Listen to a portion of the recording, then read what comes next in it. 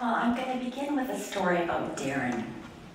Darren is a student who is in a program called the Roots of Empathy, a social and emotional learning program specifically designed to promote empathy, to promote students' social and emotional skills. And at the center of the Roots of Empathy program is an infant and his or her caregiver who visits a classroom over the course of a year once a month. And that infant is a springboard for talking about the baby's emotional life, the children's emotional life, as well as the other students, and really understanding that. And this story I'm going to tell is actually from a book by Mary Gordon called The Roots of Empathy, Changing the World Child by Child. Darren was the oldest student I'd ever seen in a Roots of Empathy classroom. He was in the 8th grade and had been held back twice. He was 2 years older than all of the other students and already was growing a beard. I knew his story.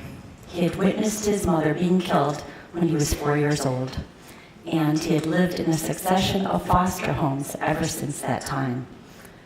That day in the Roots of Empathy classroom, the Roots of Empathy instructor was talking about temperament and how babies are born with different temperaments, and invited a young mother who was there with her 6-month-old baby, Evan, to talk about Evan's temperament. And the mom talked about how when she placed him in the snuggly, that he liked to face outward now instead of facing inward. And that now she would have really preferred that he was still cuddly and kind of faced forward in the snuggly with her. As the class was ending, the mother asked the students, does anyone want to try on the snuggly, which was green and trimmed with pink brocade? To everyone's surprise, Darren actually offered to put it on. And Darren was actually a really tough-looking student. Just to give you a bit of a background, he was, as I said, already growing a beard. He looked menacing. He wanted us to know he was tough. His head was shaved except for a ponytail, and he had a tattoo on the back of his head. So when Darren volunteered, the mom was a little bit apprehensive, but she handed him Evan to put into the snuggly. And Darren took that baby and faced him inward to the snuggly, and that wise little baby snuggled right in. And Darren took him over to a quiet place in the classroom and rocked him back and forth, and then walked over to where the Roots of Empathy instructor was standing with the teacher and said, if no one has ever loved you, do you think you still could be a good father? So what are the ways that we can decrease children's social and emotional problems, increase their happiness and optimism? How do we cultivate these positive human qualities such as empathy, compassion, and altruism?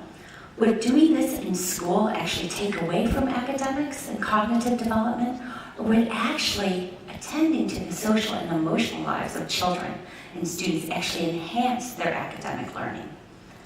I'm a scientist. I've spent the last 30 years trying to answer these questions. And these questions of mine were really instigated by my work as a classroom teacher. I began my professional career actually first as a 7th and 8th grade teacher, teaching French, and then as a high school teacher in alternative high school. And it was in those times when I was teaching that I began wondering and became more interested in the social and emotional lives of students rather than just their academic achievement. I was concerned about their reading and writing, but I just was so curious about how do we identify these issues? How do we promote their well-being? What we know from the research and recent science is what Aristotle said 2,300 years ago. Educating the mind without educating the heart is no education at all. And I agree with Aristotle. But back 2,300 years ago, there wasn't the science. And I think for a long time, people really believed that this focus on social and emotional development or attending that was kind of like the side part of education, that it actually wasn't so central, that it was kind of the fluff, actually. But really, in recent years, and I would say mostly the last decade, The science has blossomed and grown and really shows us from the recent neuroscience that guess what? How we feel affects how we learn. And in fact, telling you that story in the beginning was my way of sort of saying that when you talk about emotions, you have to think about your emotions. For example, research now shows that when you're in a positive mood, when you're happier, that you actually learn more, are more creative. And so think about really happy classrooms, where sometimes people think that you have to suffer to really learn. So why now? Why do we need to be concerned specifically about intentionally promoting social and emotional development in schools for today's children as well as children in the future? And I'm going to just give you some of the recent findings of what we know. We know, for example, that there are increased levels of bullying. A recent study by the World Health Organization worldwide found that 1/3 of children report being affected by bullying as either victims or bullies. We also know there are decreased empathy. Children today are less empathic and more self-absorbed than children decades ago. A recent study actually found out that there were a study of 14,000 students from the year 1979 to 2009 in college, found that empathy has declined, particularly since the year 2000. We also know there are increased mental illness. Approximately 20% of children and adolescents have an identifiable mental health problem. That means in a class of 25, there are 5 children. In Canada, the cost of mental health each year is $50 billion. And by 2020, the cost of mental health problems is going to be the #1 healthcare cost in our society. We also know there is increased stress, and that children today are more stressed than other days, than previous decades. So for example, I do want to say there's positive stress, the stress you need to pay your bills, to get work done, to prepare for a TEDx talk. But there's toxic stress, stress that gets under the skin, that changes our physiology, that's chronic, that can lead to long-term adult problems in health and cardiovascular risk. There's also a stress contagion. We know from recent science that stress can be contagious, that you can catch it. So even if you're around other people who are highly stressed and you're not affecting any stress in your own life, you will catch the stress. But think about children at home. When you ask children what they're stressed about, they talk about disappointing their parents and family finances. So the children today are affected so much by the wider society and can catch that stress. So what now? What now are we going to do to promote the well-being of children? And I have a solution, or at least one.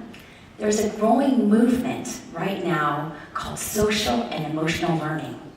And what we know from recent science, a focus on social and emotional learning helps develop these positive skills and helps children do better in school. According to the Collaborative for Academic and Social and Emotional Learning, there are 5 dimensions of SEL, as we call it. There's self-awareness, being able to identify your own emotions and your strengths and weaknesses. There's self-management, being able to self-regulate, deal with stress.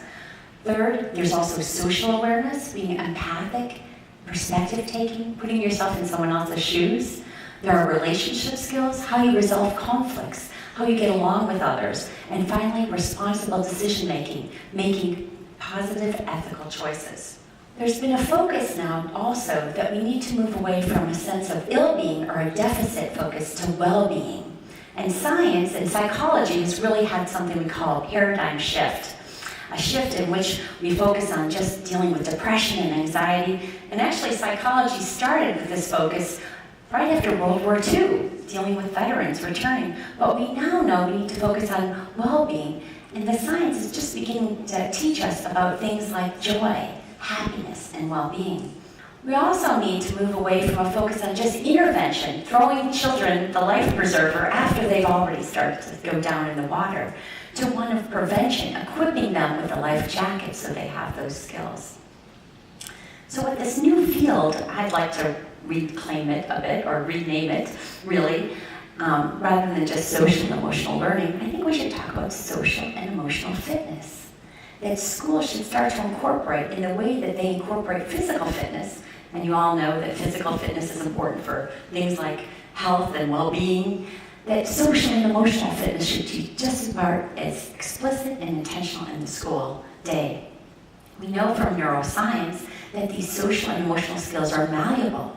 And in fact, a recent study of over 200 research studies, it was a meta-analysis it's called, of over 270,000 students found that those children, K-12, that were in classrooms that explicitly promoted their social emotional skills and compared them to students in classrooms that didn't have that, students in social and emotional learning classrooms actually had better social and emotional skills, decreased behavior problems and conduct problems, but their academic achievement was higher by 11 percentile points. It's so critical. It's a twofer, as my friend Roger Weisberg from Castle calls it. Why not do both? We also know, besides being important for school success, that guess what employers are asking for? Teamwork, motivation, managing stress, getting along with others. These are skills that employers want for their employees to have to be able to hire them. We also know that the research on happiness, there's actually research that is telling us about how to be happy, that you can actually promote happiness. And just to tell you that happiness is important for a variety of reasons. Happy people live longer, recover better from health, have better relationships, are more productive, and a host of other things. But we're now knowing there's ways to promote happiness. And it's pretty simple, actually. I'll give you the secrets of happiness. Okay, first, gratitude. Practicing counting your blessings, taking time to be thankful for what you have. Number two, savoring happy experiences, being able to replay those moments in your life in which you were really happy and proud and experienced that. And third, which is actually my favorite because I am really interested in things like empathy, helping others is one of the ways. So what we know now, it's good to be good. That actually the way you promote your happiness is by helping others. And in contrast, that when you start rewarding children or students for being good, that you actually decrease their kindness and empathy.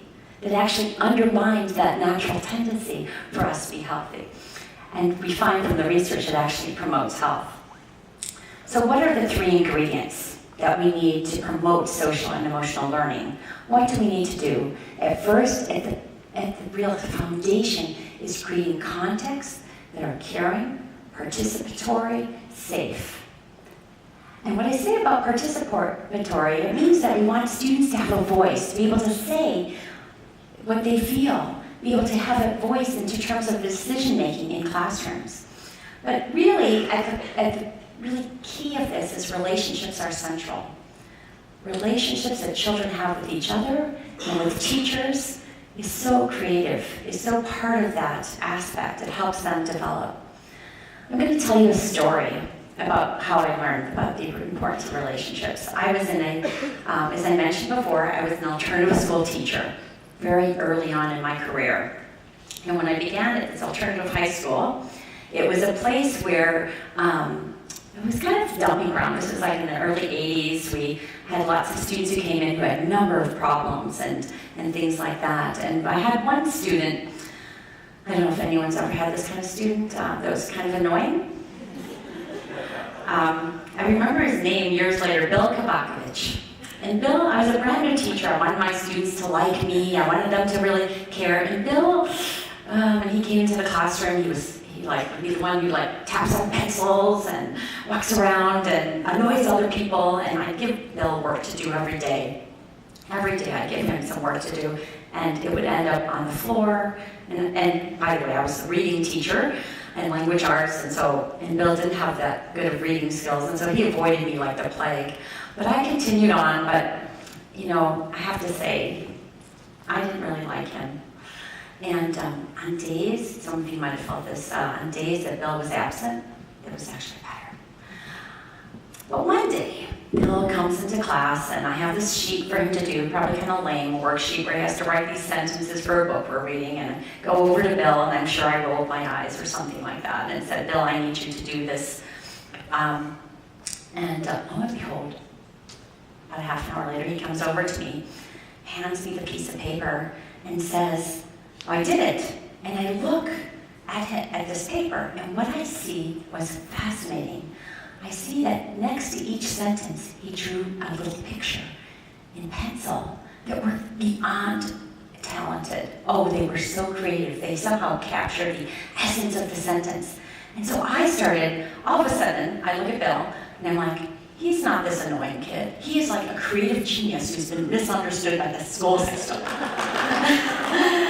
I go, oh my goodness, Bill, this is so unbelievable. How did you do this? How did you? And I saw him standing taller with this proud look on his face. And I said, oh my goodness. And what I learned in that moment, 3 things. 1, how I interact with students influences how they interact with me. I can have the power to change the interaction with students. Number 2, I learned that relationships require caring. That learning occurs in the context of caring and supportive relationships. And I love this statement that students don't care how much you know until they know how much you care. And finally, I realized at that moment that every student brings into our classrooms a talent, a strength. And our goal of education really should be about finding that talent in each and every student and creating the context in which we could help them flourish and thrive. So I'm going to tell you about the third magic ingredient or part of the recipe. At the core, before I go on, I do want to share this quote with you by Yuri Bronfenbrenner, that every child requires someone in his or her life who is actually crazy about them. And finally, we know these skills can be taught, but at the core, before I end, I want to say what is so important is that the teachers. Teachers' stress and well-being influences how they interact with students. And what we need to do in education is not just care for the students, but care for the teachers. To create the context where we as a society help them have the social and emotional skills and well-being to work with our students. And I want to end with a quote by Franklin Roosevelt. We cannot always build the future for our youth, but we can build the youth for our future. Thank you.